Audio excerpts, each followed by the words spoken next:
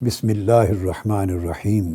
حضور علیہ الصلوۃ والسلام کے سیرت طیبہ کی شاندار شکل ہمارے سامنے ہے، اور جو حالات اس کے باوجود ہمارے ہیں، کہیں اس وجہ سے تو نہیں کہ وہ دشمنان رسول سے محبت کرتے ہیں اور حضور علیہ الصلوۃ والسلام کی سیرت طیبہ کی راہ کو چھوڑ چکے ہیں۔ مختصراً اس کا جواب یس ہے۔ امت مسلمہ ایک غلامی کی زنجیروں میں اپنے آپ کو جکڑ چکی ہے۔ اسوہ حسنہ جو پوری کائنات انسانی کو گراوٹ سے اٹھا کے بلندیوں کے عروج تک لے جا سکتا ہے، ہم اسے چھوڑ چکے ہیں۔ ہم نے حضور علیہ الصلوۃ والسلام کی سیرت طیبہ کو پڑھنا ہی چھوڑ دیا ہے۔ خود مدارس دینیہ کے اندر جہاں سے لوگ دینی علم کی روشنی لے کے نکلتے ہیں، ہمارے نصابات میں آپ اندازہ کر لیں خود سیرت طیبہ کتنی پڑھائی جاتی۔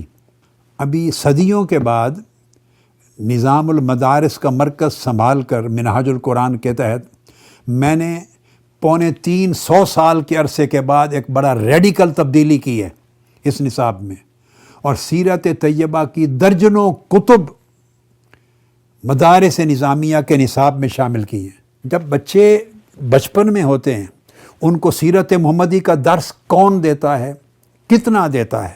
ایک زمانے میں جب جنرل ضیاء الحق صاحب کا دور تھا اور میں اسلامک کریکولم کے ڈیولپمنٹ میں ایز اسپیشلسٹ وہ فیڈرل منسٹری آف ایجوکیشن میں ممبر تھا، اور میں نے میری بحث ہوئی کئی بار، ہر سبجیکٹ ڈسکس ہوتا تھا۔ انگلش گریجولی اس کا لیول طلباء کو پڑھانے کے لیے بڑھتا جاتا تھا۔ جب اسلامک سبجیکٹ کی بات آتی تھی تو وہاں بیٹھے ہوئے وہ تمام ذمہ داران جن کے ہاتھ میں نصاب مرتب کرنا ہے وہ رک جاتے تھے۔ وہ صرف طہارت اور نماز، کلمہ طیبہ کی بنیادی چیزیں اور سیرت طیبہ کی بالکل پریلیمنری چیزیں، اس سے آگے اسلامک ایجوکیشن میں اپنے نصاب کو بڑھانا نہیں چاہتے تھے۔ وہ کہتے تھے it is too difficult, it would be too hard for them, اس ایج میں گراسپ نہیں کر سکتے، یہ مشکل ہے، ہم منافق ہیں، ہم دھوکہ کرتے ہیں اللہ اور اس کے رسول سے، دین اسلام سے۔ میں ان سے کہتا تھا کہ کیمسٹری یہاں سے چلی اور 10 سالوں میں بچے پڑھتے پڑھتے یہاں تک پہنچے۔ ہر سبجیکٹ وہ پڑھ سکتے ہیں، جب اسلامی تعلیمات کا وقت آتا ہے تو آپ ان کو طہارت اور نماز روزے سے آگے بڑھانا نہیں چاہتے، کہ اس لیے کہ کہیں ان کی زندگی کے معیارات نہ بدل جائیں۔ ہم نے سیرت کو پڑھا کتنا ہے کہ اسے اپنی زندگی میں اپلائی کر سکیں۔